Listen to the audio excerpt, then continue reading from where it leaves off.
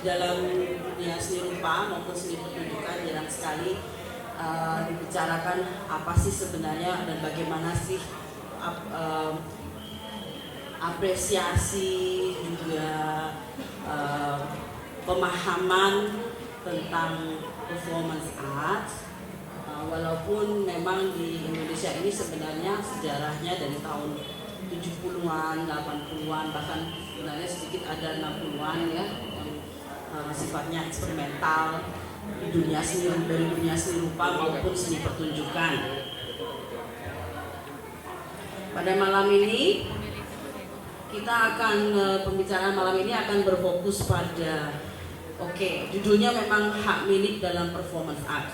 Tapi saya pikir kita tidak harus mulai dengan itu, namun kita akan membuka pembicaraan dari masing-masing tamu kita, Syahini Ratnawulan dan Mbak Rahmayani. Khususnya yang lebih spesifik lagi, malam ini kita mengundang beliau keduanya ini untuk sedikit berbagi atau mungkin juga membongkar teka-teki istilahnya apa sih yang ada di balik praktek performance mereka pada umumnya, tapi khususnya karya yang sedang banyak diperbincangkan akhir-akhir ini karena kemiripannya. Saya bilang kemiripannya ya. Saya pikir pada kesempatan malam ini mungkin juga menarik untuk membuka wacana kita, terutama ini hanya sebagai misalnya satu fenomena yang terangkat. Padahal sebenarnya di dunia seni rupa, di dunia seni pertunjukan pun kemiripan-kemiripan itu banyak terjadi. Jadi sebenarnya bagaimana proses-proses pemahaman itu supaya bagaimana sih kok kemiripan atau kesamaan itu bisa terjadi. Di dalam tentunya kalau kita semua terlibat di dalam proses berkesenian, mungkin kita juga pernah mendengar apa yang namanya reproduksi ya. Jadi seperti mungkin ada beberapa yang atau banyak mungkin yang sudah tahu tentang Walter Benjamin, yang bahkan sejak tahun 30-an dia menuliskan buku. Intinya adalah tentang reproduksi dalam karya seni. Jadi dia itu menekankan bahwa proses reproduksi itu tidak akan pernah terhindarkan, karena misalnya dari dulu zaman patung-patung Yunani atau cetak-cetak kayu Yunani itu bagaimana dia direproduksikan kembali ke dunia modern. Namun pada intinya Walter Benjamin itu sendiri lebih pada menekankan bahwa tidak akan pernah ada kesamaan dalam reproduksi. Artinya originalitas dalam karya yang original itu terlepas dari kopinya. Setiap kopi atau pengulangan atau kemiripan itu pasti ada bedanya, karena di situ ada berperan penting adalah elemen waktu dan ruang. Kemudian dia juga menambahkan bahwa setiap karya yang mirip atau yang serupa atau yang dikopikan lagi, terutama misalnya untuk keperluan produksi massal produksi massal gitu, itu kemudian boleh dilihat lagi apa yang dinamakan aura. Jadi setiap si pencipta itu memiliki kekuatan aura terhadap karyanya. Tapi ketika diproduksi secara massal, nah itu auranya dipertanyakan. Itu istilahnya aura. Itu pada tahun 1930-an ya. Dan sebenarnya tema-tema ini juga banyak terjadi dan banyak dipertanyakan, karena memang sebenarnya kenapa kalau kita melihat karya kemiripan itu, saya sendiri dan sebagai praktisi performance art sering mengalami. Artinya ada teman sekelas misalnya juga menggunakan elemen yang sama, menggunakan material yang sama, tema yang mirip dan segala macam. Nah, di sana memang harus dipelajari bagaimana mensikapi seperti itu dan bagaimana kita jujur terhadap pengaruh-pengaruh yang datang kepada kita. Oke, saya memperkenalkan akan sedikit membacakan short bio memperkenalkan kepada para hadirin dari Mbak Ara Mayani dulu. Beliau lahir di Bandung pada tahun 1961, menyambung pendidikan di ITB jurusan seni rupa yang sejak tahun 1980, kemudian melanjutkan sekolahnya di Paddington Art School di Sydney dan di Academy for Bildende Kunst di Enschede, Holland. Praktek multidisiplinarinya mencakup seni performance art, terutama Mbak Ramayani dikenal sejak tahun 80 sebagai salah satu atau mungkin satu-satunya seniman perempuan performance art yang paling kuat, yang mengangkat tema-tema perempuanan, tapi juga misalnya bagaimana peran agama di dalam kehidupan sosial di tanah air, terutama juga bagaimana pada waktu itu sebelum reformasi tentunya bagaimana tekanan-tekanan itu muncul dan peran-peran agama dan politik dan manusia itu di dalam lingkungan yang seperti itu. Karya-karyanya banyak sekali memang diterima atau dianggap sebagai karya-karya feminis, dan sudah banyak tentunya ratusan pameran solo exhibition ataupun pameran bersama di berbagai negara dan kontinen. Syagini Ratnawulan lahir pada tahun 1979 di Bandung juga, dan sekolah di ITB juga jurusan seni grafis, dan kemudian melanjutkan sekolah di Goldsmiths ya pada tahun 2005. Kemudian setelah lulus kembali lagi ke tanah air dan menetap di Bandung. Syagini memang dia karya-karyanya itu bersifat non-linear visual idea. Ya, itu bahasa Indonesianya apa tuh? Idioms. Ya.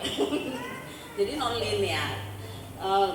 Dia banyak mengangkat isu-isu fantasi dan unconsciousness. Dia banyak mengungkapkan bentuk-bentuk semacam bukan feminisme tapi femininity mungkin ya, kewanitaan dalam bentuk seperti apa yang berupa yang saya lihat sih seperti menggunakan ready-made object yang kemudian diolah sedemikian rupa menjadi semacam simbolik objek yang mungkin rata-rata juga sedikit menyinggung tema-tema kelas menengah ke atas. Ya, Syagini di dalam beberapa karyanya juga melibatkan dia bukan menurut saya Syagini bukan seniman performance, tapi dia dalam beberapa karyanya memang melibatkan publik untuk melakukan interaksi terhadap objeknya atau untuk melakukan partisipasi aktif dalam karya instalasinya. Saya ingin memberikan waktu dan tempat kepada Syagini dan Mbak Ramayani untuk lebih spesifik lagi menjelaskan latar belakang penciptaan karya Syagini yang berjudul Katarsis, yang untuk pertama kalinya disajikan untuk publik atau dipresentasikan untuk publik di Shanghai pada tahun 2013. Kemudian Mbak Ramayani akan juga menjelaskan karyanya yang berjudul Breaking Words yang untuk pertama kalinya dulu tahun 2004 disajikan di dalam rangkaian Performance Expo ya di Nagano, Jepang pada tahun 2004. Tentunya saya sendiri juga banyak bertanya-tanya karena saya belum pernah berbincang langsung bagaimana proses penciptaan itu dan bagaimana pemikiran-pemikiran yang ada di balik karya itu tersusun sehingga menghasilkan karya-karya yang pada akhirnya menggunakan piring dan memecahkan piring. Yang saya ingat, sebenarnya saya tidak terkejut dengan pecah belah gitu ya. Artinya pengalaman saya pribadi ketika sebelum hari perkawinan saya yang pertama dengan suami yang pertama, itu di Jerman itu ada tradisi namanya Polterabend. Polterabend itu memecah semua, jadi saudara, teman segala macam membawa porselen untuk dipecahkan di depan rumah calon mempelai gitu. Dan itu untuk mengusir makhluk-makhluk jahat, roh-roh jahat dan segala macam. Kita juga mengetahui di Yunani ada tradisi lama atau tradisi kuno Yunani yang melempar piring porselen itu karena untuk berduka. Ketika mereka berduka, mereka kehilangan anggota keluarga, mereka melempar. Kemudian tahun 69 tapi dilarang. Di Jepang ada stress room yang menjadi tren pada tahun 90-an yang disediakan untuk para pegawai yang stres untuk melampiaskan kemarahannya. Kemudian di dunia seni rupa ada Chris Martin yang pada tahun 2005 memecahkan porselen besar, vas, judulnya The Vase, itu memecahkan porselen besar, tapi kemudian dia menyambung lagi porselen itu sehingga menjadi vas yang utuh lagi, tapi tidak seperti awalnya. Kemudian ada Ai Weiwei yang memecahkan vas juga dari dinasti Yu kalau nggak salah ya, itu tahun 2006. Jadi memang tema pecah-memecah ini ragamnya banyak sekali, tapi khususnya malam ini kita akan mendengarkan dari Syagini dan Mbak Ramayani. Saya persilahkan mungkin ke Syagini dulu. Malam semua, terima kasih udah datang dan terima kasih saya udah diundang di sini. Walaupun sebenarnya saya bingung banget sebenarnya kenapa saya ada di sini. Pertama-tama saya boleh nanya dulu nggak sama audiens yang ada di sini, datang ke sini untuk apa? Kira-kira saya di sini kenapa? Boleh nggak tanya? Mungkin misalnya yang waktu kemarin komen-komen di Facebook, maju semua ke depan boleh biar kita face to face gitu. Kan kita semua di sini kan hanya kelanjutan kan dari apa yang ada di Facebook kan menjadi nyata. Saya di sini kan awal mulanya karena tiba-tiba di suatu pagi yang nggak tahu gimana cuacanya, tiba-tiba saya terima message notification di Facebook bahwa Mbak Yani itu bilang kayaknya karya Syagini itu mirip sekali dengan karya saya. What a great compliment. Thank you for imitating my work, Mbak Yani. To be honest, saya nggak pernah lupa sama kata-kata thank you for imitating my work. Saya pengen kita terus berpegang pada itu ya, bahwa thank you for imitating my work gitu. Itu di situ kan berarti Mbak Yani bilangnya saya mengimitating Mbak Yani seperti tidak ada seniman lain yang pernah pecahin piring. Kayaknya saya nggak perlu banyak menjelaskan juga gitu ya. Kenapa, dapat dari mana, saya mau dibilangin dari stress room ada cagojang juga, ada ini kan cuman bentuknya kan ada connecting the dot gitu dari semua yang mungkin sama kesukaan saya sama pecah piring juga, sama violence gitu, nggak ada yang saya paling bingung tuh saya ada di sini kenapa, karena saya bukan seniman performance pertama dengan tajuk hak milik dalam performance art. Kalau menurut saya performance art tuh nggak bisa jadi hak milik karena bendanya tidak berupa karya yang tangible gitu. Kalau ini asbak ada hak miliknya, bisa didaftarkan hak miliknya. Cuman kalau performance art itu bentuknya hak cipta. Saya bukan seniman performance karena seniman performance itu kan menjadi pusat dalam karyanya itu dia karyanya menyatu dengan badannya, terus konsepnya menyatu dengan badannya, dia menjadi pusat di situ. Sedangkan karya saya, si katarsis itu, coba Coba ada videonya nggak? Oke, yang ini ya. Ini aja anak kecil lagi ya. Kata itu saya hanya menjadi fasilitator gitu, hanya menyiapkan 1000 piring, terus saya menyiapkan dinding, dan orang tuh berpikir harus dilempar gitu. Saya tidak hadir di situ juga nggak apa-apa. Apakah itu saya disebut performance artist, ya kan? Dan apakah jadi interaksi sama audiensnya itu yang penting gitu dari karya saya. Karya itu terbentuk karena audiensnya gitu. Kalau nggak ada audiens, karya saya nggak jadi apa-apa. Tapi audiens sadar nggak kalau mereka sedang jadi performance? Enggak kan? Mereka bukan performance artis juga, jadi bentuknya akhirnya karya ini terbentuk karena interaksi. Itu adalah titik yang sangat jauh dari performance art. Berarti kita sedang mempermasalahkan piring sebagai medium, ide gagasan piring yang pecah gitu. Berarti permasalahannya adalah itu. Saya nggak harus banyak menjelaskan juga Mbak Melani, kayak cuma mau ngasih lihat aja kegiatan pecahin piring waktu itu. Sebenarnya karya ini memang sangat berpengaruh banget karena itu yang budaya di Jepang yang stres itu. Cuman saya mikirnya kalau kita lagi stres, apakah kita hanya lempar gitu kan kemana-mana? Saya pikir ini manusia tuh dicoba dibikin struktur aja gitu, kemarahannya itu di breakdown. Jadi makanya saya bikin itu mapping, human problem mapping di dinding, bahwa tentang masalah-masalah manusia lah dibagi 3. Ada institution, self, belief. Terus yang di self ada di breakdown lagi, mind, body, soul. Mind, body, soul, mental. Misalnya dari body di breakdown lagi, fashion, sex, health di breakdown lagi semua kan. Akhirnya kita ketemu gitu, ujungnya sebenarnya permasalahan gua di mana? Kayak institution, government, education, terus nanti di breakdown lagi kan semua, belief, misalnya religion di breakdown lagi semuanya. Jadi kita tuh, saya cuma membantu biar orang terstruktur gitu kemarahannya gitu, kemana ya arahnya gitu, biar dia nggak jadi random shooter gitu. Sebenarnya biar kalau marah tuh jangan meledak kemana-mana gitu, marahlah ke inti permasalahannya. Sebenarnya sesimpel itu aja sih, memang terinspirasi dari si stress roomnya Jepang itu gitu. Jadi terus waktu di Shanghai itu kan sebenarnya awal mulanya, ini jujur aja ya, kan harus pameran di Cina, terus harus bikin karya dari waktu yang pendek itu. Jadi saya pikir bikin apa ya yang cepat, nggak usah bikin apa yang bisa langsung dibeli di sana gitu, bikin apa yang nggak usah ngelukis coret-coret doang di dinding, ya jadilah karya ini gitu loh.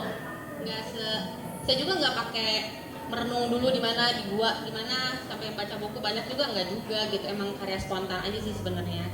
Jadi itu ceritanya, saya bukan seniman yang jero-jero gitu.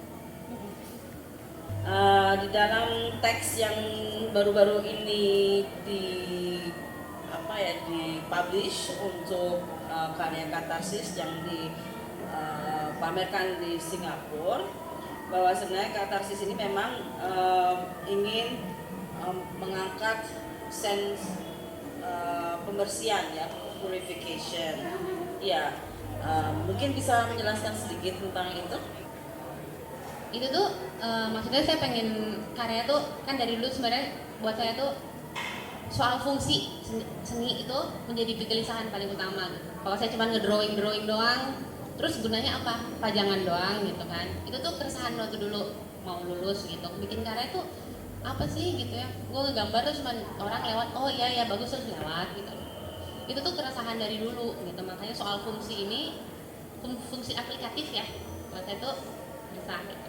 Makanya lu bikin karya misalnya biblioti gitu, orang fungsinya dibalik gitu, bukunya yang tadinya teh jadi buku yang gitu. Terus waktu bikin karya yang pernah bikin karya yang orang bisa main game di 100 locker gitu, saya pikir fungsinya mungkinkah gitu, fungsinya bisa merilis rasa negatif orang gitu waktu lewat. Terus kayak gue lagi bokeh deh, lempar ke arah Mani gitu misalnya, kayak gue sebel banget deh sama misalnya lagi sebel banget deh sama kegendutan ini, langsung lempar gitu. Waktu di Singapura itu tuh money sama career itu tuh hancur juga, tapi ada waktu di Singapura ada nambahin, ada false belief, nah itu juga lumayan hancur juga. Terus di Singapura nanya, orang-orang cuma lewat, oh good word, terus yang, ayo silakan gitu, oh I have nothing to release gitu. Jadi beda gitu orangnya, kayak ada denial gitu ada. Jadi kan beda. Saya juga nggak tahu gimana kalau di Jogja atau di Bandung, di Jakarta kan mungkin akan akhirnya menjadi bahan riset gitu sebenarnya si karya ini tuh, yang tadi ya karya iseng, tapi akhirnya jadi kayak enak juga ya untuk jadi bahan riset, ngelihat cara kerja orang, cara orang menghadapi ini, cara orang ngaku gitu loh, confess gitu sama sesuatu tuh kelihatan gitu. Mungkin akhirnya saya mau coba bikin karya ini ya di mana-mana di kota-kota. Sebenarnya tujuannya bukan perform, tapi akhirnya untuk bahan riset aja gitu. Yang akhirnya mungkin akan menjadi karya lain, ini film tentang orang ngamuk.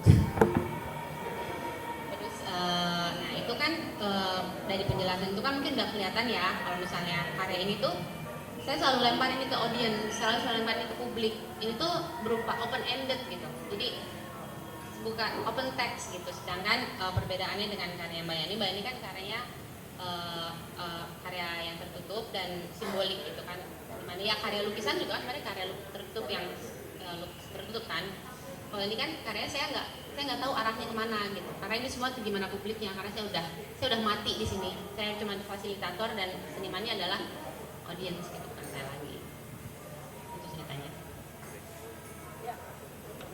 Terima kasih, menarik sekali. Saya pikir mungkin nanti akan kita lanjutkan lagi perbincangan tentang bagaimana apakah ini termasuk performance art atau bukan, jika senimannya tidak ikut aktif, jika senimannya menyediakan semacam platform, konseptual platform yang mengundang publik untuk melakukan interaksi dengan objek itu, apakah itu termasuk dalam performance art atau bukan.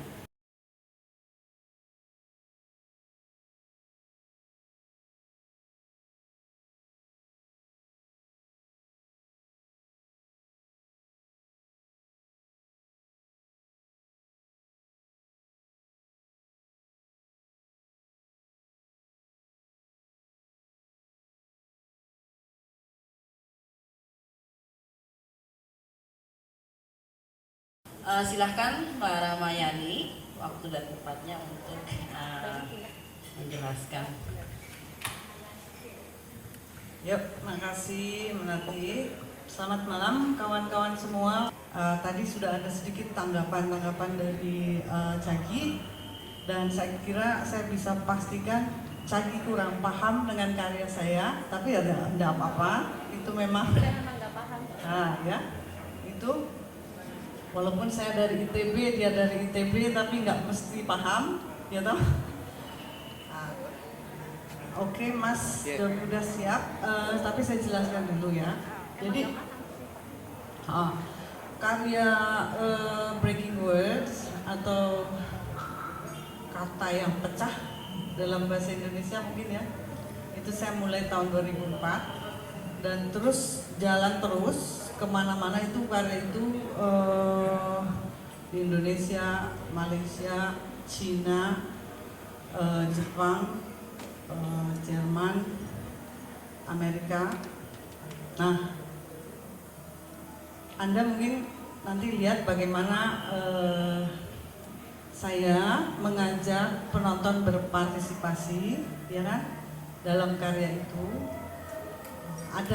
Ada yang memang akhirnya itu piringnya tuh dipecahkan oleh saya semua, tetapi juga ada yang dipecahkan oleh partisipan.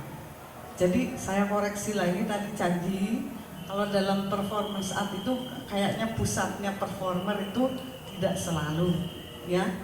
Karena kami juga mengembangkan konsep, dan konsepnya itu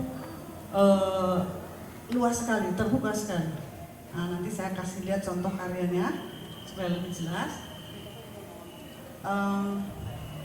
Lalu juga misalkan, nah ini sangat penting nih, saya memberi komen di Facebook setelah saya mendapat info dari Ilan, seniman Malaysia, ya kan? Wah, ini karya kamu katanya mirip banget nih, katanya karya Syahrini, karyamu ditiru. Aku ketawa aja, ya nggak apa-apa, aku seneng banget karya aku ditiru orang. Kenapa? Nanti saya jelaskan, ya. Jadi saya waktu itu sama Ilan kan di upload di Facebook, itu bukan saya ya, itu Ilan. Jadi oke nih menyebar, ya sudahlah, ya. Terus saya bilang, oh ini ada Cagi katanya. Saya bilang ya itu tadi apa? Thank you for imitating my work dan happy aku. Nah, mungkin Anda bertanya kok happy sih ditiru? Oke, saya jelaskan ya sekarang. Mungkin Cagi juga ini penting untuk diketahui. Jadi walaupun saya performer di sini dan sebetulnya saya juga menggunakan banyak media. Saya melukis, saya buat instalasi, saya buat video. Jadi seni apaan tuh ya, gitu kok, semena-mena banget. Saya ngangkat isu-isu dari mulai isu pribadi, sosial politik, sampai agama, politik agama, dan juga nanti pertanyaan-pertanyaan yang sifatnya sangat pribadi. Ya. Jadi untuk saya sendiri, seni itu memang terserah gue, semau gue, gitu. Nggak ada batasan-batasan seperti tadi diungkapkan Cagi bilang, oh kalau performer sih gini, kalau saya bukan performer gitu. What the hell, I don't care. Kalau saya, ya itu sikap saya ya. Lalu kenapa saya senang ditiru karya saya? Nah ini juga mungkin saya jelaskan dulu. Saya bekerja itu diistilahkan oleh kritikus ya dengan orientasi seni berbasis komunitas. Apa itu ya seni berbasis komunitas? Ini. Jadi walaupun di situ individu, saya sebagai individu juga bisa ngomong semau gue, gitu kan? Tapi saya juga itu berbicara dengan lingkungan saya, komunitas saya di mana saya bekerja. Ya, apa maksud saya bekerja dengan komunitas? Adalah untuk komunikasi, interaksi. Nah, ini ada proses nih, karena bertahun-tahun, ini mungkin lebih dari 30 tahun saya berkarya. Itu prosesnya panjang, jadi konsepnya juga bergerak, ya, berkembang dari awal sampai sekarang, tapi nyambung. Enggak loncat kemana, enggak. Itu ada sambungannya, berkembang. Nah, dalam pendekatan seperti itu ada keinginan saya nanti akhirnya, itu saya ingin ikut berpartisipasi, memberdayakan komunitas. Jadi kesenian saya itu bukan hanya milik saya sendiri, untuk saya sendiri, tetapi juga untuk bersama. Ya, jadi dalam konteks ini, kalau ada orang meniru ide saya, apalagi mempraktekkannya gitu, saya senang banget. Terima kasih sekali. Kenapa? Karena memang misi saya adalah, katakan misi ya, ide saya untuk menyebar seluas-luasnya. Kenapa? Karena menyangkut kepentingan orang banyak. Bukan hanya kepentingan saya sendiri, gitu. Tapi jangan dikira saya nggak punya urusan pribadi ya, ada urusan pribadi juga. Nanti saya jelaskan kemana itu arahnya. Ya, mungkin juga sekarang mulai kepada Oke. Ah, ya kita akan ke karyanya. Ini yang video ya Mas ya? Ya, video. Oke, kita dengan video dulu ya. Sebentar, saya harus jelaskan kenapa itu piring, kenapa itu ada kata kunci di sana. Kenapa saya minta orang buat kata kunci? Lebih baik saya jelaskan dulu ya. Jadi piring itu sebetulnya kalau saya waktu itu nggak ngerti itu ada tradisi di Yunani, di Jerman atau di Jepang. Artinya nggak ke situ gitu loh, nggak peduli dan nggak ngerti waktu itu. Saya waktu itu hanya berpikir ada krisis ya. Krisis ekonomi. Saya tuh hidup dengan orang di Code, di Malioboro itu dari tahun 80-an bergaul di sana. Jadi kenapa komunitas basisnya juga kalau mau diomong belak-belakan gitu, karena saya turun ke bawah. Istilahnya gitu. Kalau Cagi di tengah ke atas, saya ke bawah. Ya. Nah, itu piring itu ya menjadi simbol kehidupan. Karena orang miskin yang pertama dibutuhkan perutnya dulu, dan itu disimbolkan dengan piring. Tetapi tentu saja sebagai manusia itu kan urusannya tidak perut doang, ya kan? Bukan hanya fisik dan materi saja. Kita juga punya jiwa, punya roh, ya kan? Punya spirit.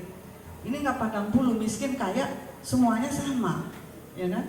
Dan kita harus melakukan sesuatu untuk bisa memberdayakan yang arahnya baik itu ke arah materi maupun ke arah spirit secara berimbang.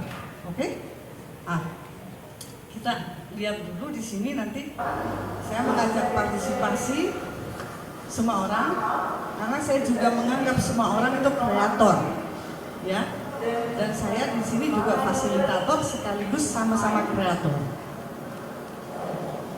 Nah, ini prosesnya yaitu meminta partisipasi supaya orang menuliskan apa yang dianggap penting bagi dirinya.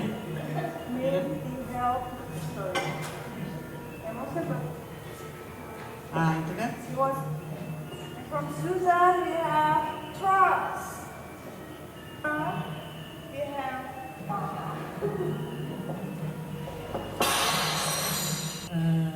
penonton yang menjadi partisipan yang saya anggap sebagai performer. Nah, ini isu yang penting bagi performer, di mana biasanya performer cuma yang ditonton itu nggak selalu benar, karena performer juga sadar sebetulnya dia juga menonton. Nah, di sini ada hadir menjadi tidak jelas saya atau mereka semua baur. Lalu juga kata itu kok dipecahin karena saya minta orang memilih yang penting. Apa yang kamu anggap penting? Ada yang bilang cinta, ada yang bilang Tuhan. Saya sendiri tadi nulis Tuhan tuh, Allah dalam Arab. Lalu apa? Macam-macam lah, tanggung jawab lah atau apalah ya, risk dan sebagainya. Itu sebetulnya saya juga sedang bicara tentang ketidakkekalan. Nah, ini nanti urusannya sama agama, memang sama spiritualitas dan sebagainya. Pertanyaan-pertanyaan yang agak jero-jero itulah yang katanya Caki nggak ada urusan sama jero-jero. Saya memang urusan sama jero-jeroan, ya. Itu. Jadi di sini ada di Malaysia waktu itu ternyata ada orang-orang yang marah karena Allah yang saya tulis pecah piringnya, tuh. Jadi saya waktu itu dikejar sama polisi moral. Awalnya saya bilang saya bisa berani menghadapi, nggak apa-apa karena saya bukan mau buat sensasi. Saya ada konsep, bisa saya pertanggungjawabkan itu. Tapi teman-teman semua khawatir karena tidak ada hukum yang jelas mengenai hal ini. Jadi malam itu saya diungsikan ke Singapura. Saya diantar sama Jason Lim menemani saya tengah malam lari ke Singapura karena ya itu teman-teman semua khawatir. Saya kira ya. Terima kasih. Saya jadi diingatkan nih, saya ini moderator yang jelek ini memang. Memang waktu itu saya juga sempat baca ya perdebatannya di Facebook yang status Mbak Yani itu thank you for imitating my work. Nah, itu sebenarnya menurut saya juga agak plesetan. Kalau saya sebagai moderator boleh berpendapat juga.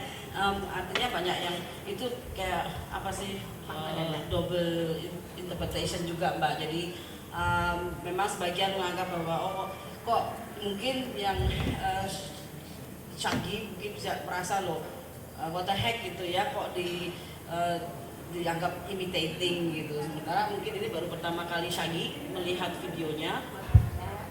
Sejujurnya saya waktu saya pulang dari Shanghai saya baru tahu tentang karya yang Mbak Yani. Karena saya kan mungkin arahnya nggak, referensinya bukan ke arah performance art gitu. Ya, mungkin ya maaf aja kalau saya nggak tahu. Dan juga mungkin juga sebagai maafnya saya, jadi saya memang nggak paham. Memang mungkin yang memang nggak paham juga si Cagi ini tentang bagaimana performance art, presence-nya tubuh dalam karya performance art itu memang menggunakan tubuh, tapi tubuh siapa? Tubuh siapa segala macam. Ada sesuatu yang menarik juga dari perbincangan saya dulu dengan Marina Abramovic, yang guru saya juga, ketika tahun 2004 atau apa, ketika saya mulai sebelumnya itu saya melihat Mbak Yani ada karya yang menurut saya mirip juga dengan karya Marina Abramovic yang mencoreng-coreng tulisan apa segala itu, apa judulnya, her story ya, gitu ya, his story on my body itu. Dan karena saya nggak melihat, jadi saya nggak punya prasangka atau apa, tapi memang tidak hanya kemiripan dari antara Marina dan Mbak Yani karya itu, tapi juga ada teman di Jerman yang melakukan performance yang mirip, mengajak publik untuk menulis di tubuhnya dan segala macam itu. Dari Piero Marina pun mungkin meniru sejarah dari Manconi, Piero Manconi yang menuliskan nama di tubuh perempuan, tato. Jadi banyak sekali keterkaitan. Pada waktu itu saya bertanya kepada Marina kalau ada kemiripan di dalam karya-karya performance itu bagaimana.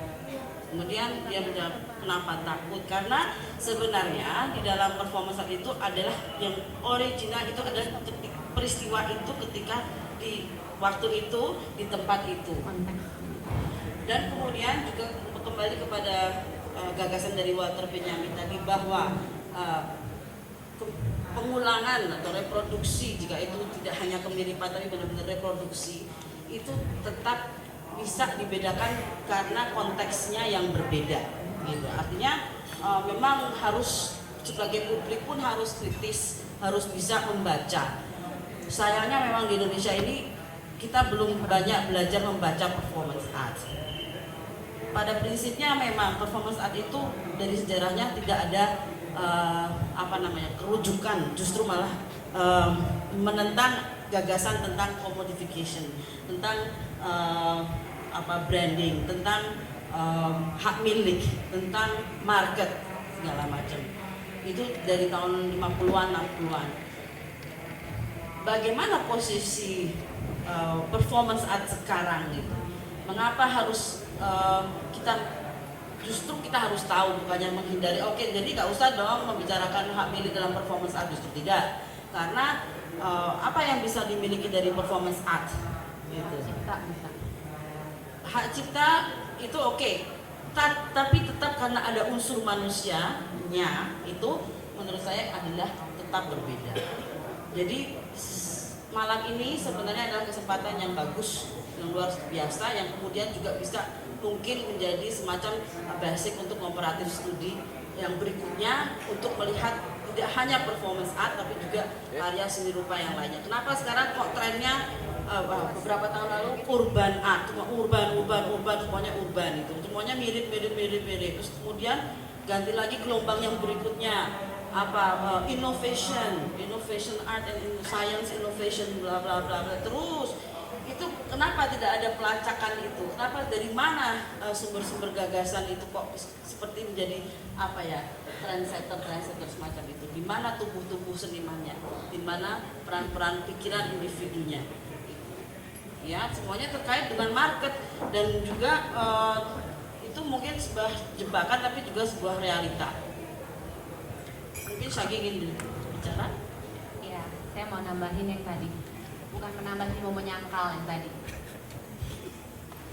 Jadi tadi Mbak Yani bilang kalau saya nggak tahu karyanya. Mbak Yani bilang itu karya masih berupa ada melibatkan partisipasi dari audience. Cuman karena mungkin saya nggak tahu ya, kurang referensi kali tentang performance. Cuman referensi saya itu ada gerakan seni rupa yang dulu diawali sama seorang bernama Nicolas Boreal. Dia termnya namanya relational aesthetic. Jadi itu kenapa saya bilang itu open text ya. Kalau menurut itu open text. Jadi di mana the death of the author kan, kalau menurut Roland Barthes, kalau mau kita ngomong jorok sekarang, itu tuh senimannya sudah mati memang.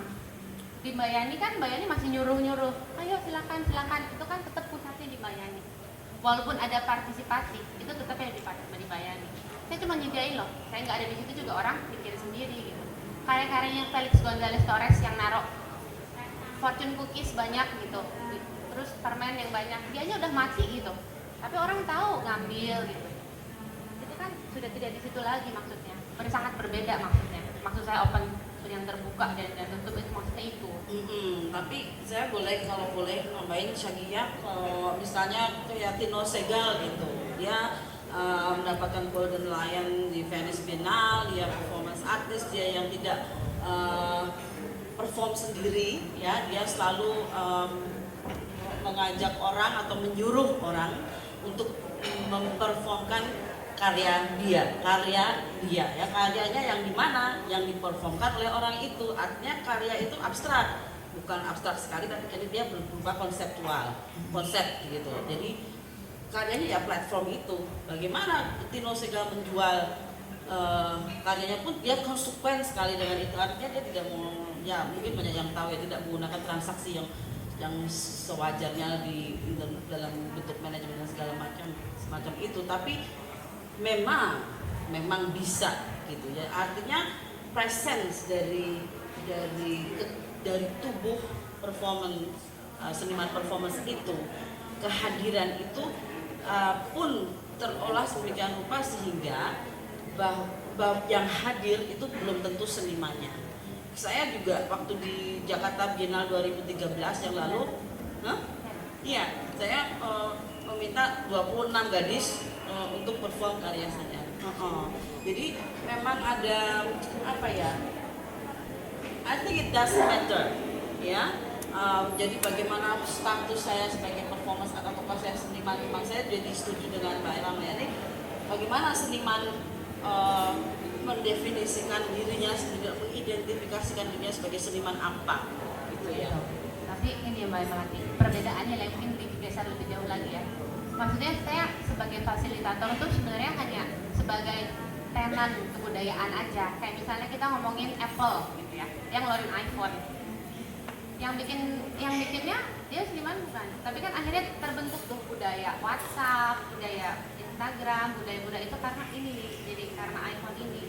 Jadi tapi kan ya, akhirnya hanya memfasilitasi barang gitu, hanya memfasilitasi itu gitu. Mau nanti direproduksi sama rakyat banyak juga it's okay, karena memang itu tujuannya.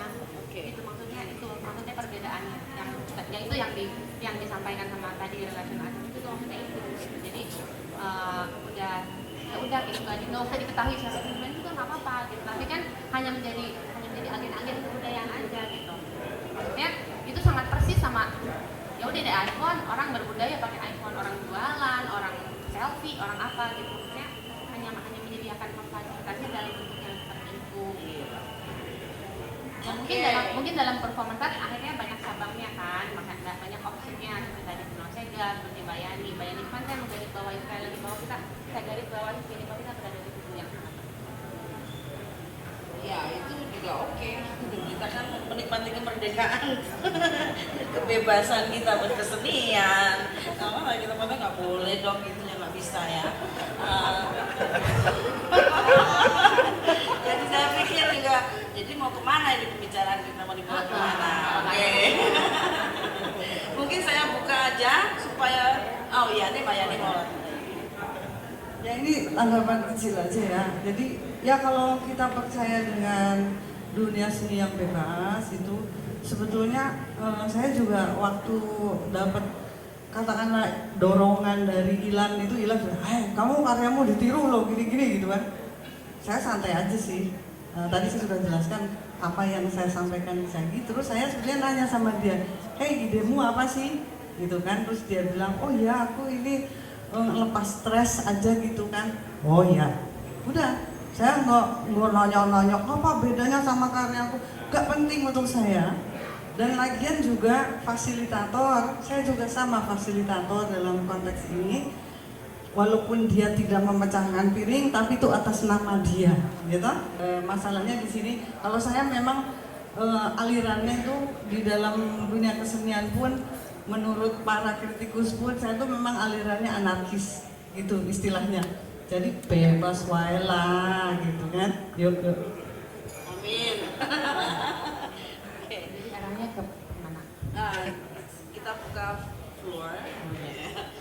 Saya juga lagi belajar gitu. Jadi karena saya juga suka ngobrol, tapi jadi moderator itu memang harus membatasi waktu. Mungkin yang belum makan sambil minum atau apa segala macam, tapi kita tidak akan ada break aja mengingat waktu. Dan saya buka aja langsung 3 pertanyaan atau tanggapan pertama. Saya pelan-pelan sebutkan nama dan utarakan pendapat atau pertanyaan kepada Syagini atau Mbak Ramayani, dan saya coba catat ya. Dan 3 pertanyaan pertama dari publik, silakan. Pengen juga jelaskan sebenarnya kenapa kata eating itu keluar dari Mbak Ramayani itu gimana sih, apakah memecahkan piringnya, apakah menggunakan piringnya, atau menggunakan kata-katanya itu, atau itu jadi satu kesatuan. Yang kedua, ini untuk Mbak Ramayani sama Chani. Kalau misalkan si audiens itu ternyata tidak memecahkan piring, bawa piringnya pulang ke rumah, oh boleh Mbak. Mungkin saya bisa menyampaikan kenapa saya tertarik untuk hadir di sini dan mengikuti diskusi baik di Facebook maupun yang telah dilakukan oleh Mas Tom dalam diskusi yang sebenarnya saya lebih pada tertarik bukan pada hal klaimnya gitu, bukan pada apa perbedaannya, dan kemudian saat ini kemudian mencoba buat yang sangat tegas sekali di mana dari tidak persungguhan yang Dr. Mulyani. Aku lagi dulu ya. Tetapi lebih pada aku malah justru tertarik melihat proses intertekstualitasnya, karena kemudian siapapun bisa bertemu di titik dalam bentuk apapun, di satu gagasan atau kemudian di dalam bentuk yang sama gitu. Karena hal itu juga pernah terjadi di aku beberapa dekade yang lalu ketika aku dan teman-teman di Jember menginisiasi sebuah proyek namanya Liminal. Tiba-tiba ada seniman yang dulu residensi di Jember mengemailku dan mengkonfirmasi ke aku, apakah kamu terinspirasi dari karya Danis, karena secara tidak sadar ternyata aku terlibat di dalam musik itu, dan kemudian aku mengangkat judul Liminal yang sama gitu. Tapi aku sendiri juga tidak bisa memaksakan diri untuk mengalihkan kata liminal itu karena tataran konsepku, susunan konsepku merujuk ke sana gitu. Nah di sanalah kemudian aku berdialog dengan dia dengan sangat menarik dan positif sekali, melihat bagaimana kemungkinan terjadinya intertekstualitas gitu, bahwa orang yang mungkin saling kenal ataupun tidak kenal bisa bertemu di satu titik yang sama dalam bentuk apapun. Kemudian persoalannya adalah kenapa aku tertarik sih? Sebenarnya aku ingin melihat ketebalan piringnya Mbak Yani dengan ketebalan piringnya Syadili seberapa gitu. Aku teringat dengan istilahnya Pak Bambang Sugiarto waktu seminar di Sana Tadara bahwa mbok jamu pasar di Garjo bilang bahwa dia percaya sama Tuhan, dan Nietzsche juga bilang dia percaya sama Tuhan. Sama-sama percaya sama Tuhan, tapi ketebalannya berbeda. Nah mungkin aku di sini berharap mendapatkan informasi baik dari saya langsung dan dari langsung. Tadi sudah dipaparkan sedikit mengenai ketebalan itu, bukan garis batas aku bukan dengan keyakinanku dan aku semacam itulah. Kira-kira aku berharap kenapa itu semacam itu sih. Oke, tadi saya udah menyinggung sedikit ya, imitating itu. Sebetulnya di sini saya pribadi memberi makna positif sekali, gitu loh. Karena memang saya punya misi tanda petik ya, dengan karya-karya saya itu untuk katakanlah menyadarkan orang nih gayanya kerennya gitu loh. Kenapa? Karena banyak masalah gitu kan. Masalahnya apa? Kualitas sistem pendidikan yang buruk, ya kan? Bagaimana pejabat dan aparat semena-mena, ya kan? Masyarakat di bawah itu benar-benar sering jadi korban. Nah, tolong ditaruh di konteks itu, sehingga kalau ada orang meniru karya saya, ide saya tuh senang sekali. Saya nggak sedih, saya nggak pernah mengajukan kepemilikan dalam hal ini, karena memang saya berangkat dari katakanlah karya atau praktek berkarya yang pada dasarnya tidak mengikuti aluran arus utama. di mana itu kepemilikan itu biasanya hubungannya dengan pasar seperti tadi dijelaskan oleh Melati. Nah, kenapa kita melakukan performance art atau yang disebut apa istilahnya seni performance lah ya di sini bahasa Indonesia ini. Itu sebetulnya kita mempertanyakan sistem arus utama, mempertanyakan pasar, gitu kan? Saya bertanya pada diri saya, gitu. Kalau saya cuma mau jualan produk-produk estetik mahal, apakah itu yang saya mau? Saya tidak menyalahkan mereka yang jualan loh, oke? Pasar juga tidak saya anggap buruk. Tapi kadang-kadang memang pasar bisa semena-mena, nah itu buruk. Ya, itu saya protes itu kalau udah semena-mena, pelaku-pelaku yang punya duit terus seenaknya ngatur-ngatur pasar, itu nggak fair. Itu loh, buat seniman juga nggak fair. Ya, jadi Mbak mengimitasi di sini untuk saya konteksnya sangat positif. Kenapa? Karena gagasan-gagasan yang sifatnya sosial itu harus disebarkan supaya masyarakat, ya kan, komunitas itu bisa diberdayakan dan itu bisa menyebar. Dan pekerjaan saya tidak hanya dibatasi di Indonesia, bukan sombong-sombongan nih loh, ya, karena sistem yang katakanlah saya anggap tidak adil itu sebetulnya sifatnya global. Indonesia kayak di luar Indonesia sebetulnya sama aja. Makanya saya juga pergi kemana-mana itu karena ya melihat fenomena dimanapun yang sama, dan sebetulnya kami tidak pandang lagi bangsa, tidak pandang lagi suku, pokoknya bekerja untuk kehidupan supaya ya yang ditindas itu atau yang diinjek-injek itu kasihan lah, bisa bangkit lah gitu. Ya. Mungkin Sagi bisa langsung menanggapi itu Soal piring. ya, soal ya piring dan imitasi, kata imitasi. Ya tetap aja di awal ya kan, ketika kata-kata itu muncul ke publik dan di Facebook dilihat orang banyak, tapi kan mungkin Mbak Yani udah nge-booking gitu bahwa makna dari imitasi yang dimaksud Mbak Yani itu adalah positif, cuman kan ketika dilempar ke publik ya ada resikonya kan, ada side effect-nya kan Mbak Yani gitu. Ada side effect-nya, orang pikir punya makna yang ganda gitu, ada yang positif ya menurut saya sih itu akhirnya konsekuensinya ya. Dan soal yang kiri tadi memang boleh dibawa pulang, karena kan kalau beli iPhone boleh dibawa pulang, boleh dipecahin juga boleh kan? Ya boleh, memang boleh dibawa pulang, cuman di situ kan sekalian ya nanggapin yang tadi bayar gitu. Memang piringnya tuh piring cantik gitu, dibikinnya tuh yang piring yang udah didekal dengan baik gitu. Ya beli piring, harga piring di supermarket aja, harganya 20.000 gitu. Nah boleh dilempar, boleh dipajang di dinding, boleh. Maksudnya saya mencoba mendesakralisasikan itu si karya seni itu sebenarnya. Ada juga layer-layer lain lah di karya itu, cuman mau sini ngomongnya kalau misalnya bisa dibaca dengan jeli, banyak sebenarnya layer-layer dari kedangkalan karya saya itu sebenarnya di belakangnya banyak layer, cuman saya tuh kurang suka menyampaikan layer dari saya secara lisan. Saya lebih suka itu readerly gitu, bukan writerly ya. Oke. Kalau untuk Pak Yani boleh dibawa pulang nggak piringnya? Boleh kalau nggak pecah. Oh, boleh dong, nggak pecah. Jadi memang ada perbedaan. Jadi kita memang harus hati-hati juga ketika seseorang ternyata mengungkapkan kata seperti imitating, meniru itu tidak bermaksud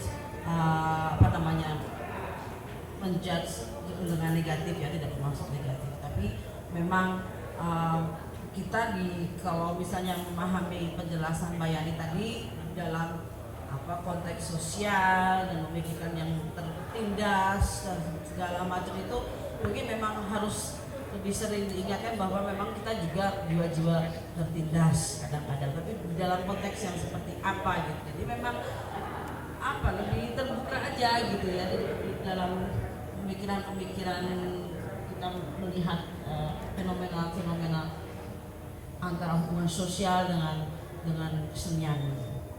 Saya pikir banyak sekali yang berubah pikiran. Artinya dulu tuh banyak setahu saya juga proyek-proyek kesenian yang berhubungan dengan NGO, dengan LSM yang bersifat sosio-politikal, seperti sekarang memang banyak yang lebih individu dan lebih bukan individualis, tapi gerakannya itu melalui gerakan-gerakan individu, walaupun mungkin mencakup kepentingan bersama juga.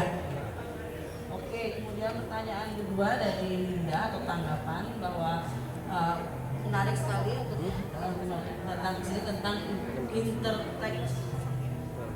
intertekstualitas yang ada antara kayak ini dan bagaimana dia pengalaman dia sendiri juga pernah mengalami kemiripan kasus ya. Jadi menurut ingin menanggapi tentang ini nggak? Bayangin. Linda, ya ini menarik sekali karena memang itu juga yang saya sebetulnya anggap penting di dalam karya ini ya.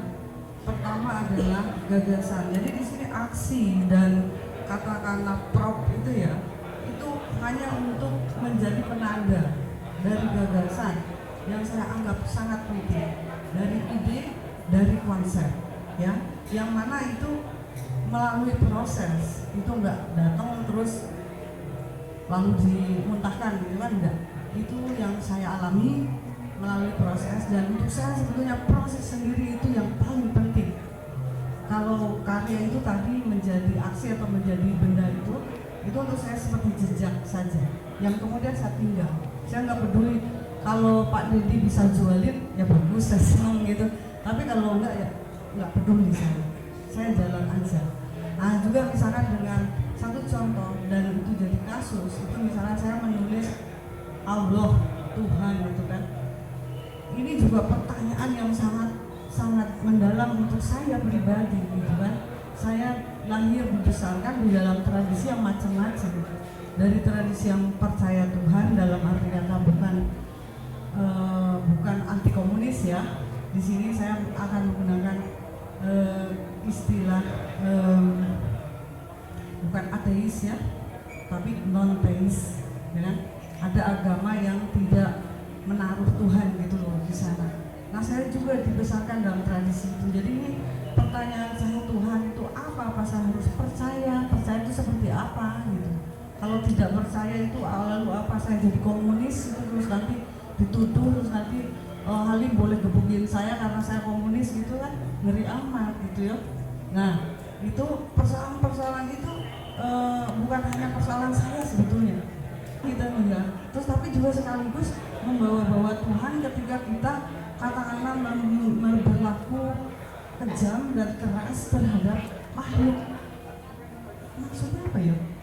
Nah itu kan terjadi di lingkungan kita. Untuk saya ini pertanyaan yang sangat mendasar. Nah mungkin bagi yang mempersoalkannya yang lain-lain itu nggak penting, ya tidak apa-apa gitu. Nah, terus juga misalkan dengan kata itu, saya minta silahkan Anda memilih apa kata kunci yang Anda anggap penting, ya kan? Artinya itu wah Anda percaya sekali gitu. Tapi apakah betul yang Anda percaya itu adalah sesuatu yang sungguh-sungguh benar dan kekal gitu kan? Saya sendiri maaf tidak percaya. Karena apa? Karena gagasan itu bergerak terus, berubah terus. Dari kita tadinya percaya, contohnya besok nggak percaya, itu ya wajar, biasa gitu. Itu hanya menunjukkan kita manusia itu dengan kapasitas kita itu berpikir itu bisa berubah dan berganti arah ya. Jadi kalau misalkan Jadi memakai teori-teori katakanlah datang dari teori sains barat, itu hanya satu cara melihat, ya kan? Ada cara melihat yang lain yang sama-sama sahnya. Nah ini yang saya coba pahami, karena saya bekerja dengan banyak orang, saya ingin tahu ini dia melihat ini seperti apa, dia seperti apa, saya seperti apa, dan saya menghargai perbedaan itu. Terima kasih.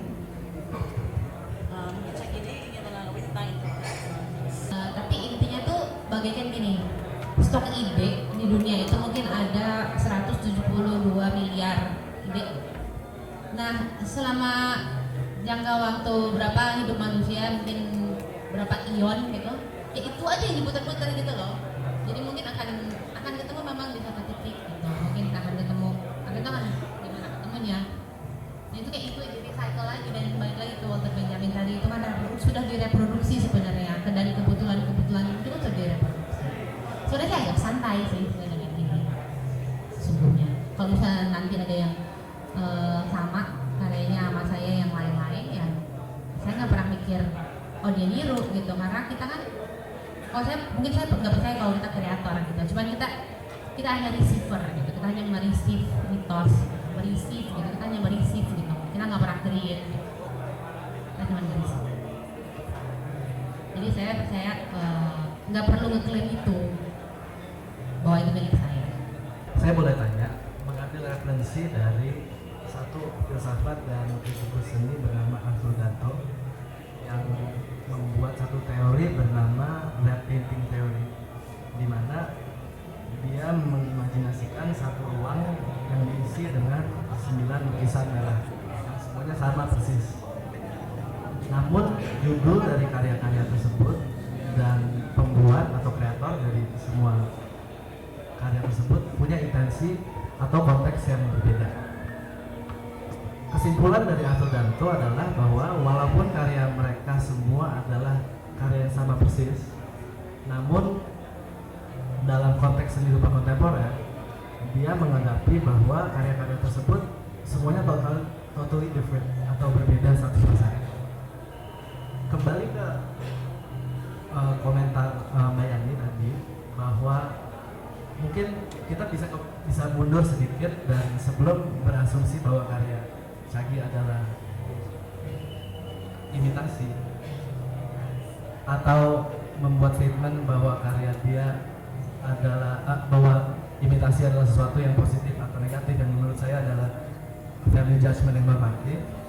Mbak Yani boleh nggak kembali tolong menjelaskan kembali mengapa Mbak Yani menganggap bahwa karya Mbak Chagi adalah imitasi?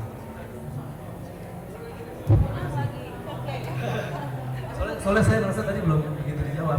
Kenapa karya Chagi adalah imitasi? Langsung aja.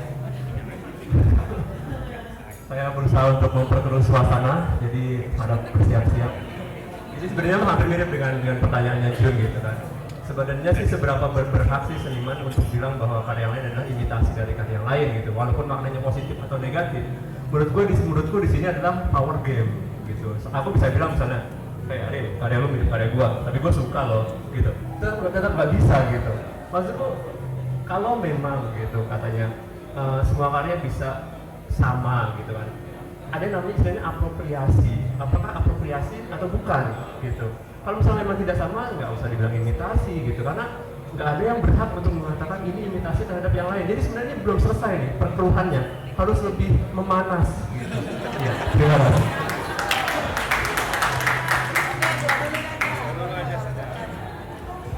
Ada power game dan juga mungkin saya tambahin ada semacam pergesekan ego ya mungkin juga dari penanggap juga mungkin juga karena itu adalah sebuah refleksi sehingga bisa menanggapi seperti itu.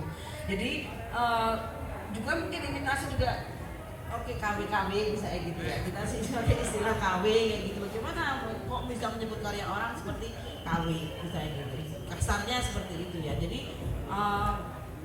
silahkan bayar, kita bikin panas gitu. Oke, tadi saya mencoba menjelaskan hal yang mungkin nggak terlalu mudah diterima sama orang gitu. Nah sebetulnya sekarang kalau saya mau menjelaskan sisi lain dan saya mau terus terang, saya tuh orangnya tuh suka memprovokasi. Itu semua orang tahu, ya kan? Dan saya juga merasa ini perlu diprovokasi, gitu. Walaupun dengan tambahan saya tanya langsung sama Chaginya. Nah itu, saya tanya langsung, idemu apa Chagi gini-gini, jelaskan, dan saya gitu. Sudah, saya enggak, kamu gini, istilahin musuh, gitu. Enggak perlu. Tapi saya merasa perlu memang juga agak memprovokasi karena memang itu sudah ramai dibicarakan sebelum saya tahu aja itu sudah dibicarakan loh. Jadi hilang itu masih tahu ke saya. Ini. Oh gitu dong. Ya udah tak tanggapi. Nanggapinya ya dengan cara yang agak provokatif tapi sebetulnya juga nggak melulu hanya untuk provokasi. Karena ini kalau terus terang lagi nih, kalau boleh terus terang, sebetulnya saya nggak peduli. Ya, orang niru karyaku, mau niru persis pun, saya nggak peduli. Kenapa? Karena saya nggak rugi, gitu loh.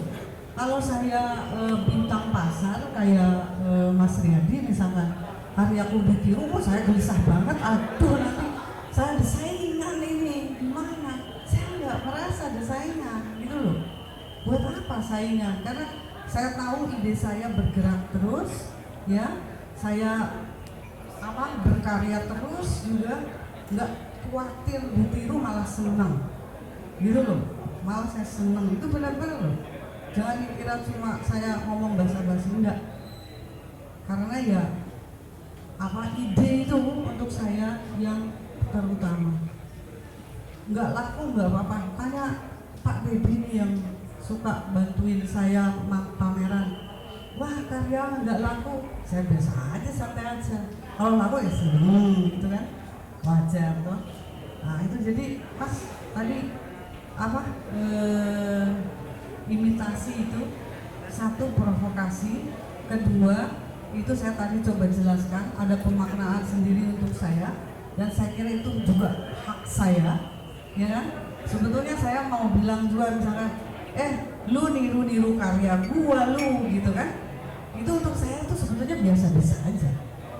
Kecuali kalau saya ngajak dia ke pengadilan, dipersoalkan sampai seperti itu, nah ini baru serius. Tapi kalau cuma ngomong gitu, dia bisa, wah kok ini Yani kok ngomong gitu, silakan dong. Mau marah juga sama saya, wah kamu nuduh saya nanti saya laporin polisi. Yuk boleh, gitu, nggak apa-apa, ya kan? Nah ini masyarakat demokratis tuh, ya kan? Nah tapi saya masih baik di sini, masih menjelaskan, ya. Boleh aja, kan saya bisa juga nggak peduli. Tom, ini Mbak Eli mau ini diskusi, bisa juga saya, but I don't care what the hell, you know, I don't need this. Bisa bilang gitu kan? Tapi tidak. Saya mau di sini, saya bilang sama Tom, saya sangat concern dengan dunia seni performance. Bahkan saya ingin dengan teman-teman yang concern juga memikirkan gimana masa depan performance. Karena kami punya kelemahan di bidang arsip, di bidang kritik. Jadi kalau ada kasus-kasus seperti ini, kadang-kadang jadi agak ini ya, nggak jelas pegangannya gitu. Oke? Ya. Dan memang yang banyak lebih gelisah itu memang sebenarnya teman-teman dari performance art practitioner sendiri gitu ya. Mungkin dari teman-teman yang di Singapura dan di Malaysia, juga teman-teman yang di Jepang melihat karya Mbak Yani, kemudian mereka juga curious untuk melihat karya Shaggy, tapi mereka juga hanya bisa melihat beberapa images aja segala macam. Memang pada dasarnya menurut saya sih kalau berkesenian itu kan ada ini nggak, ya memang butuh duit ya kita harus bisa hidup dari kesenian, dari karya kita. Kecuali memang kita tidak perlu makan, itu saya sendiri harus memegang itu, karena apapun juga kita melakukan usaha yang terus-menerus untuk menjadi bagian dari kehidupan, menjadi bagian dari sistem kehidupan yang menghidupi dan memberi kehidupan. Kemudian ketika performance art menjadi objek ya yang bisa dibilang ini bisa menjadi objek yang diklaim, itu lain lagi gitu. Artinya teman-teman performance art sendiri juga harus sadar betul bagaimana saling keterpengaruhan. Dan saya pikir tidak hanya di performance art juga. Jadi kalau misalnya di seni rupa pada khususnya juga banyak sekali yang comot sana sini, apalagi di seni pertunjukan. Karena kalau di seni pertunjukan koreografi, bagaimana bisa mengklaim sebuah koreografi, ya sebuah gerakan, bagaimana kita bisa mengklaim oh itu itu niru koreografiku, itu ada beberapa patokan, tapi ada beberapa detail yang kecil-kecil itu bagaimana itu karena itu bahasa tubuh ya, bahasa yang menggunakan tubuh sebagai media utama, itu bagaimana itu transportkan ke tubuh lain. Itu memang sangat tema-tema yang membutuhkan bacaan yang dalam dan pengalaman untuk melihat itu sebenarnya. Saya boleh nanggapin ya.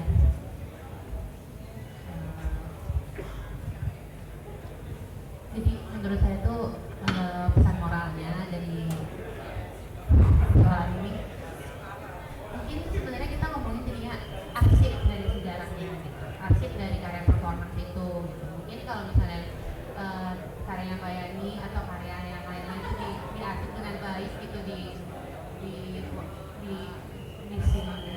seni Indonesia ini, mungkin saya juga kalau tahu Mbak Yani udah begitu, saya pasti langsung nggak mau kan gitu. Kalau misalnya ada seniman yang sama di satu kota bikin, saya pasti ya berarti bikin yang lain gitu. Tapi kan pada waktu itu karena kekurangan itu, jadi jadinya terjadilah. Jadi kan jadinya untuk kedepannya kan lebih baik disosialisasikan, diarsip dan disosialisasikan gitu kan. Ada nggak tahu, ada buku, ada kajian-kajian lain gitu. Dan memang kekurangannya juga di sini kan kita nggak punya institusi yang besar, museum kayak apa, jadi akhirnya semua bentuknya ya organik aja gitu, semuanya agak chaos gitu kan. Jadi menurut saya sih sebenarnya kalau misalnya semua itu ada, permasalahan kayak gini nggak ada. Dan kalau misalnya soal yang tadi Mbak Melati bilang, kalau misalnya gimana nih cara ini gitu kan, hak nih atas gerak gitu kan. Kalau menurut saya itu akhirnya bentuknya kayak gentleman agreement ya, bentuknya kayak manner ini, etika gitu. Punya etika kan nggak bisa ada hukumnya gitu. Orang tuh nggak tahu dia salah kalau dia nggak punya etika gitu kan. Terus aja dia apa karena dia tidak punya etika. Jadi hanya yang harus dibangun itu menurut saya karena tidak ada lembaga dan institusi dan mungkin etikanya gitu. Kalau misalnya Mbak Melati udah bahwa ternyata saya mungkin jangan ada yang pakai banter juga di sini gitu kan. Jadi Dan saya diganti pakai lagu Adele juga nggak masalah. Di YouTube mau diapain, dibalikin, mau dimaki-maki, mau terserah, mau ditiru pakai oleh anak-anak sekolah juga sebenarnya nggak masalah. Jadi cuman buat saya itu jadi pas tahu Mbak yang udah bikin, buat saya itu kayak agak kesel juga. Ada lah perasaan itu loh, ada loh perasaan itu sebenarnya kayak kalau tahu saya perasaan. Oke, mungkin terakhir ada yang siapa? 1, 2, wey. Makin hot nih manggil Mas. Namanya Mas? Merah Naga. Seperti yang tadi itu di slide tadi itu ya. Apa sih? Ya kadang saya ingin berpikir kayak seni itu apa sih? Apakah paling pertunjukan ya? Apakah suatu hak milik yang kita beli atau apa lalu kita coret-coret, apa lalu kita taruh di sini? Ini karya seni saya. Oh, seperti itu ataukah lewat pemikiran panjang dulu bahwa saya ingin mau suatu mendekonstruksi atau apa kayak terus lalu kita tampilkan ke publik gitu kan. Apakah jalan yang milik orang yang kita anggap sebagai itu milik orang atau gimana, akhirnya kita secara pikiran bahwa wah ini seni, akhirnya kita klaim bahwa ini kayak seni saya gitu kan. Saya ingin bertanya gitu kan, performance art dan karya seni itu sebagai sebuah karya seni itu sebenarnya gimana sih itu bisa jadi karya seni? Apalagi tadi bilang ya, itu tadi beli piring gitu kan, ya nggak terlalu dalam atau apa, beli piring tinggal piring taruh situ ya kan, udah jadi karya seni gitu kan. Nah besok mungkin ada orang saya taruh situ biar dilempar orang jadi karya seni saya ini bisa ya kan. Makanya itu karena saya bingung di situ, dan saya hari ini karena saya bingung, saya tadi menulis ini bingung. Saya akan menggelar pameran di sini langsung saja. Semua orang yang ada di sini adalah karya seni saya. Semua pernik dan benda yang ada di sini, pameran dibuka sekarang, silahkan menikmatinya. Nah, udah itu aja.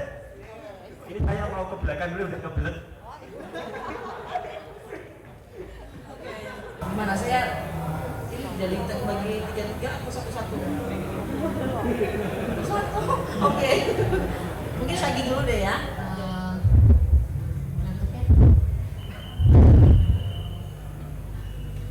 Tadi kan itu akhirnya pertanyaan dasarnya selama kuliah dan pertanyaan dasar juga dari audience gitu. Maksudnya Tom juga kemarin pernah posting juga tentang artikel tentang oh I could do that gitu. Kayak misalnya ada orang bikin lukisan terus cuma belut-belut doang gitu. Artikel judulnya Stop Saying I Could Do That. Ada si kurator yang itu juga ngomong kayak ya lo kok bawa aja karyanya ke galeri, lu jelasin konsepnya dan apa itu konteksnya apa masuk dengan apa yang dia lakukan gitu, dan coba tawarin ke orang apa itu ya coba kalau bisa dipertanggungjawabkan ya menjadi karya. Maksudnya kalau misalnya si Naga yang tadi bisa mempertanggungjawabkan itu ya silakan aja kan. Yang lain tanggal 2 Naga, ya. Begini ya, kalau saya melihatnya seperti pertanyaan itu mempertanyakan seni itu apa. Itu mungkin sebenarnya banyak ya yang bertanya juga. Itu ada satu yang sifatnya misalkan mengacu kepada teori, mengacu kepada kekuasaan institusi, ya. Itu mereka mendefinisikan ini seni yang ini yang kalau keluar dari sini bukan seni, ya kan? Tapi kalau bagi seniman juga saya kira seniman boleh mendefinisikan sendiri seninya apa, ya kan? Seperti Anda tadi sini sudah walaupun salah waktu dan salah tempat, tapi mau menunjukkan itu maksudnya kan? Nah itu kebetulan sama dengan apa keyakinan saya bahwa ya seniku adalah terserah aku gitu kan. Dalam hal ini sebetulnya dari dulu saya selalu mengatakan seni saya tidak terpisah dari kehidupan. Nah, jadi performance itu untuk saya bukan cuma genre, tapi itu berhubungan dengan katakanlah falsafah hidup saya gitu. Itu aja. Oke, terima kasih. Gimana Mas Naga kira-kira? Oke ya. Kemudian yang berikutnya dari Mas Ben Tiabi. Saya boleh juga latar belakangnya seni rupa atau pertunjukan teater atau sastra, nggak tahu. Tapi pada intinya, mobilnya siapa tuh?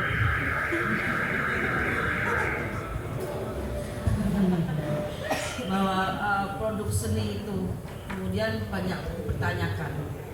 Seni sebagai produk yang bagaimana yang bisa misalnya menjadi warisan budaya, gitu ya kira-kira. Warisan sosial, ya. Dan seni yang bagaimana yang sekiranya bisa mewakili apa kebudayaan nasional. Jadi menarik ini kemudian ada tiba-tiba udah tentang hak milik, tentang reproduksi, tentang imitasi, kemudian ada yang mempertanyakan tentang kebudayaan nasional. Bagaimana sih seniman Indonesia sekarang ini memposisikan diri kira-kira gitu ya dengan konteks kebudayaan nasional dan bagaimana produk seni itu menjadi warisan sosial. Mungkin Mbak Yani dulu. Ya ini menarik sekali ya pertanyaannya, walaupun sebetulnya mungkin butuh diskusi yang panjang, mungkin satu seminar sendiri kayaknya ya. Tapi oke lah saya coba tanggapi secara singkat saja ya. Kebudayaan nasional ini menarik karena baru-baru ini anggota DPR, MPR berusaha merumuskan kebudayaan nasional, budaya itu apa, harus digimanakan, dan itu kecenderungannya ini dogmatis dan agak-agak mengerikan, itu seperti perangkap gitu loh.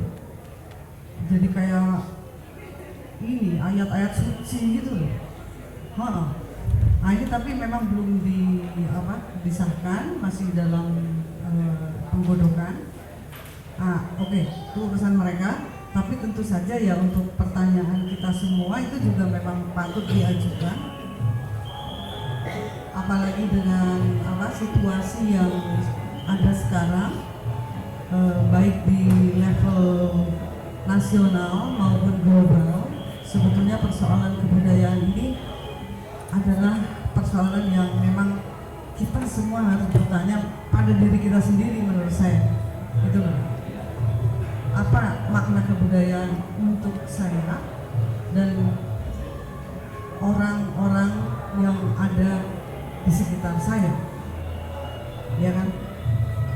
Dan hubungannya itu bukan cuma dengan manusia sebenarnya, makhluk-makhluk yang ada di bumi ini, ya kan? Planet ini dengan galaksinya, nah ini luas banget mas. Tapi ini memang akan jadi persoalan yang sangat penting di masa yang akan datang, maksudnya mulai hari ini sampai ke depan. Tapi ya itu butuh diskusi tersendiri yang khusus. Kalau enggak nanti cuma ngomong-ngomong doang, ya kan? Nah terus produknya nanti terhadap katakanlah kesadaran sosial itu mungkin yang sebetulnya diharapkan oleh orang-orang yang bergerak seperti saya, ya kan? Tapi saya tidak hanya sendiri, ada banyak teman-teman sebetulnya yang juga masuk ke wilayah itu, ya kan? Dan tidak hanya orang sini, ada di mana-mana, dan bagus kalau punya hubungan satu dan lain bisa berbagi, ya kan? Karena kita memang bergulat baik di tataran katakanlah konsep falsafah maupun prakteknya, karena ini bukan sesuatu yang dogmatis sebenarnya, ini sesuatu yang bergerak yang harus kita beri makna setiap waktu, gitu. Jadi kalau nanti ada pemerintah di sana mengatakan ini jangan percaya mas, loh. Kita akan rumuskan sendiri, itu yang paling baik menurut saya. Oke? Oke, terima kasih memang untuk membicarakan konteks kebudayaan kita mungkin membutuhkan ruang dan waktu yang khusus, ya, kaitannya dengan karya produk seni. Tapi mungkin sekilas ya bisa kita ini di dalam ruang ini mendengarkan juga apa yang terjadi di luar. Itu selalu ya kita memang berhadapan dengan di dalam ini pun konteks yang berbeda. Ini ingin menanggapi yang ini nggak usah.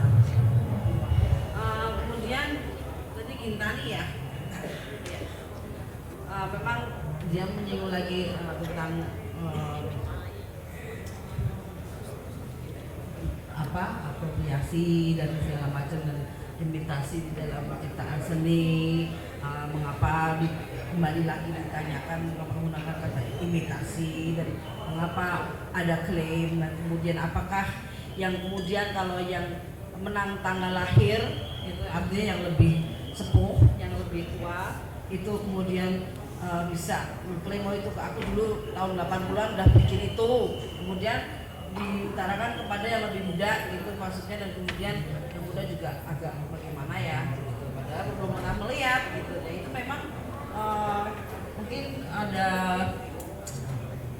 apa ya, kita mungkin ya hidup di dalam sebuah kekurangan misalnya institusi-institusi yang memang mengarsipkan seperti kata Syagi tadi ya. Mungkin tapi Syagi bisa menanggapi tentang ini. Oh tadi ke Bayani pertanyaannya. Pertanyaan ke Bayani. Yang tua, yang berkuasa, benar dong. Ya, nggak gitu ya, nggak artinya yang lahir lebih dulu itu yang lebih tahu, nggak gitu. Ya, apalagi di dalam dunia kreatif, kayaknya ukurannya bukan tua muda loh. Kalau kreatif itu kreatif apa enggak itu aja. Yang tua tapi nggak kreatif ya kurang penting daripada yang muda tapi kreatif. Betul loh. Untuk saya jelas itu. Ya. Muda nggak kreatif ya. Maaf. Silahkan ini berganti lagi. kurang kreatif gitu. Jadi ya jangan berpikir seperti itu ya, saya himbau yang muda-muda.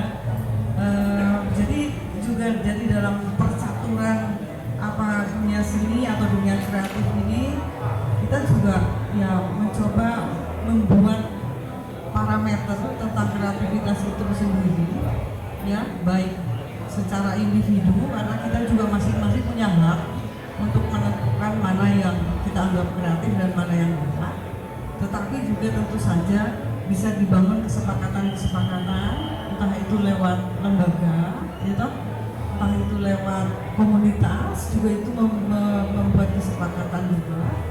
Nah jadi ya sebetulnya nggak usah tersesat gitu loh, sebenarnya ada lah apa yang bisa kita bangun, yang memang harus dibangun sih gitu, baik dari dalam diri sendiri.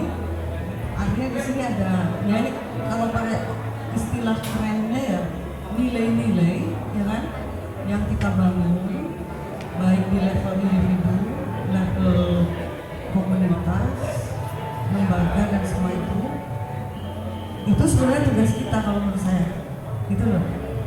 Karena walaupun dalam dunia seni yang dulu gue itu, toh nyatanya kita saling membutuhkan gitu. Kita tetap pengen dilihat kalau berkarya gitu, kalau enggak ya udah diem aja di kamar usahain sendiri ya sudah itu ya kan, nggak usah dikasih lihat. Tapi ternyata kita butuh komunikasi itu. Oke, langsung aja. Pertanyaan atau tanggapan berikutnya dari Mbak Tita ya, yang mempertanyakan juga bagaimana sih kepemilikan dalam performance art. Sementara sebagai perbandingan misalnya dalam seni lukis itu tema-tema yang hangat-hangat, saya hampir ngomong hangat-hangat, tapi maksudnya hangat terus, hangat dingin, hangat panas, itu tentang mungkin yang sedang dihadapi sekarang ini tentang lukisan palsu segala macam. Itu memang berhubungan dengan tanda tangan ya, pada cerita tentang tanda tangan itu sendiri juga banyak gitu. Kalau memang banyak sekali yang belum memahami bagaimana guru pada muridnya dulu segala macam, itu juga pasti emosi dulu gitu ya. Dan kemudian ya Mbak Tita juga mungkin lebih tertarik pada bagaimana sih etika di dalam seni rupa itu. Kayak nggak salah gitu ya tadi ya. Kita mana Tita? Bagaimana cara mengukur etika, bagaimana sebenarnya juga sikap kita ya, sikap seniman itu bagaimana berada di dalam lingkungan kreatif, di dalam lingkungan penciptaan, terutama di dalam seni rupa. Namun juga jika ada etika, batasnya di mana etika itu? Jadi sejauh mana seorang individu yang mencipta itu boleh memasuki misalnya gagasan orang lain atau gagasan yang diambil dari atau terinspirasi dari karya orang lain, atau sejauh mana dia menempatkan diri, saya pikir sih ya, bersama karyanya itu dalam lingkungan yang sudah ada. Mungkin Cagi bisa.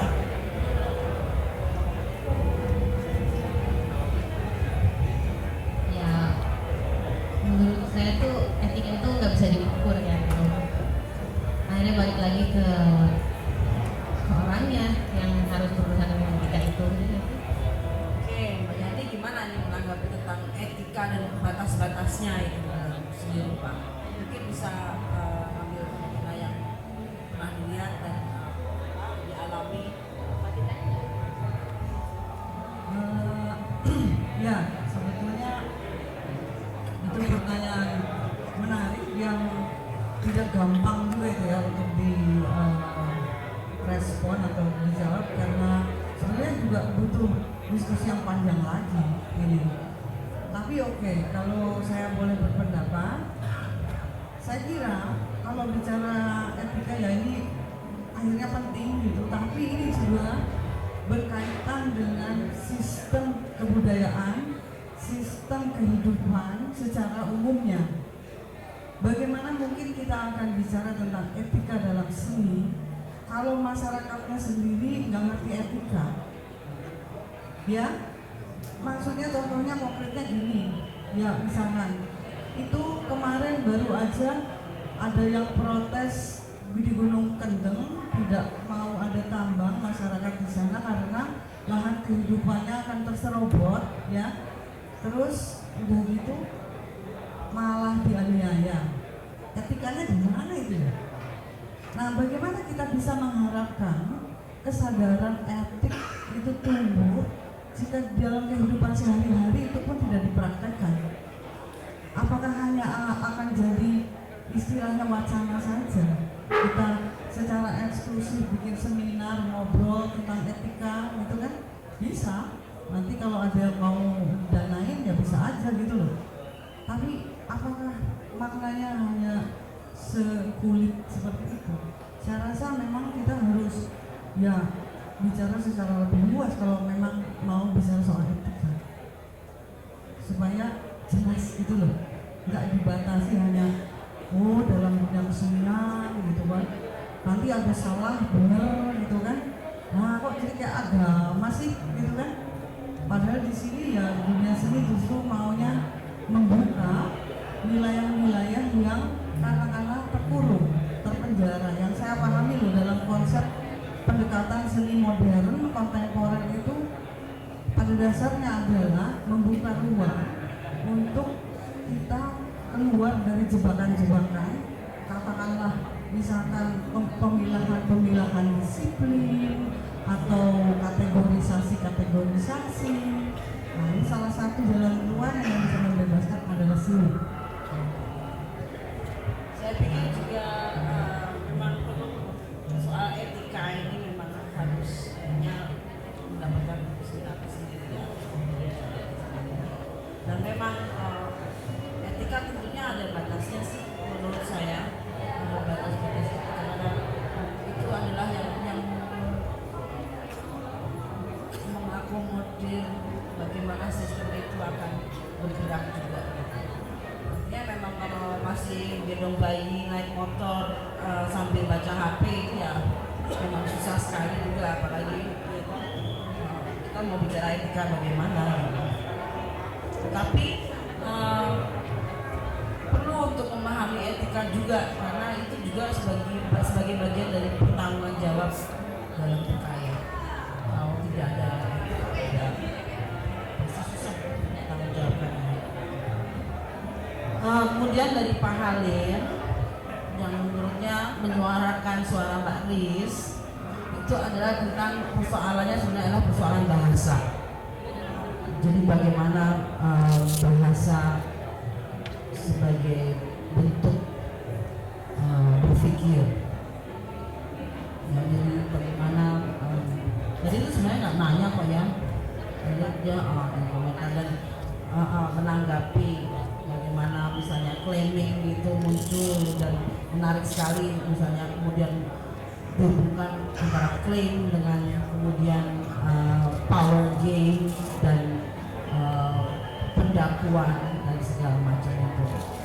Tapi tentunya memang pengaruh dari bahasa yang menjadi biasa medium untuk berkomunikasi, mengkomunikasikan untuk bentuk pikiran. Mungkin memang kita memiliki bahasa-bahasa yang berbeda gitu, walaupun kalian juga di sekolah yang sama gitu ya. Tapi memang ada perbedaan. Jadi menanggapi Pak Halim sih, oke.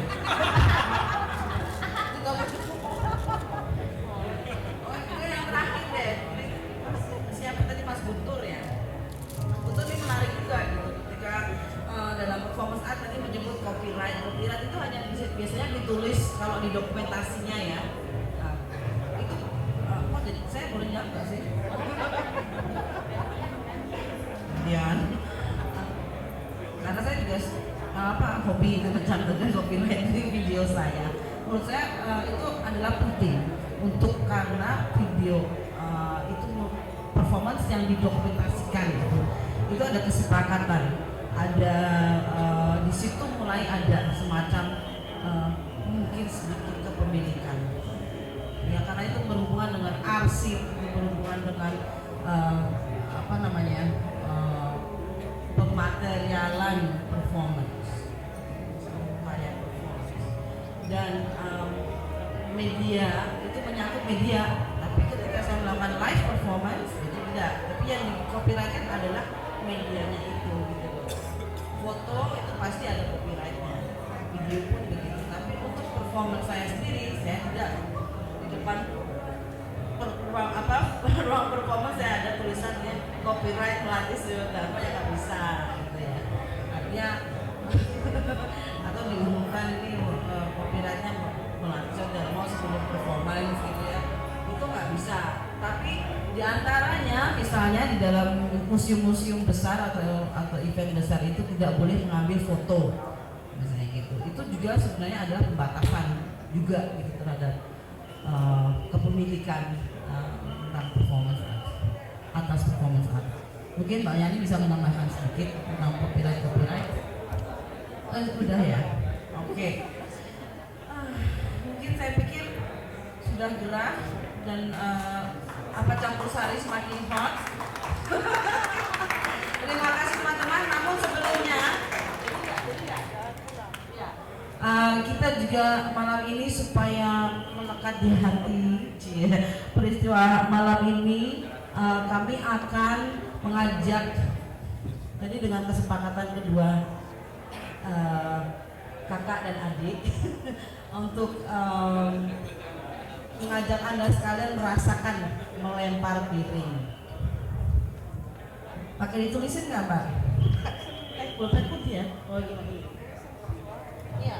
Nanti mungkin Mbak Yani bisa sedikit dalam tanda petik mendemonstrasikan, mereenact, mengajak, mengundang teman-teman untuk ikut menutup dengan merasakan, mengalami pelemparan. Kita mengambil dinding itu tapi jangan sampai ke atas, itu tempat tetangga saya. Jadi kalau bisa diarahkan ke tembok hitam, silahkan Mbak Yani. Terima kasih sebelumnya untuk kesabarannya, dan saya kembalikan waktu kepada Mbak Yani. Ya, ini sekarang waktu untuk kita bersenang-senang. Barang siapa ingin merasakan nikmatnya memecahkan piring, ini disediakan ya untuk Anda sekalian, tapi ngantri ya satu-satu ya, jangan berebut ya. Terus ada pulpen, boleh tulis hal yang Anda anggap penting sekali dalam kehidupan ini.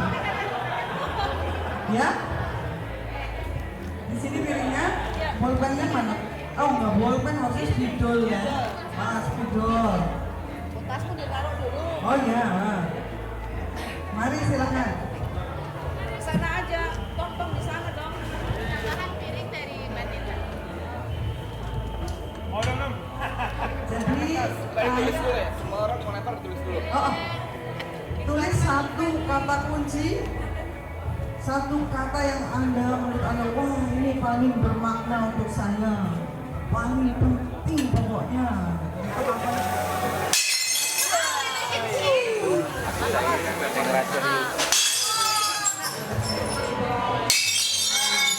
Warna waria, ya, oke, silakan, go ahead.